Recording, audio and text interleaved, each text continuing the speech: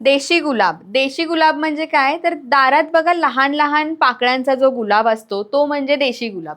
देशी गुलाबाच्या अगदी मूठभर पाकळ्या घ्यायच्या आहेत आणि रात्रभर अर्धा ग्लास पाण्यामध्ये भिजत ठेवल्यानंतर सकाळी उठल्यावर हे जे पाणी आहे सकाळी कडक उकळवून थंड करून पिल्यामुळे तुम्हाला मोशन क्लिअर व्हायला लागेल, पोट व्यवस्थित साफ होतं, लघवीला जर जळजळ होत असेल किंवा युरिनचे जर काही प्रॉब्लेम्स असतील ते सॉल्व्ह व्हायला लागतात. युरिनला जर काही प्रॉब्लेम असेल म्हणजे युरिनला जळजळ होत असेल तरी सुद्धा हे पाणी चांगलं मदत करतं. शिवाय शरीरातली जी काही उष्णता आहे ती कमी व्हायला मदत होते.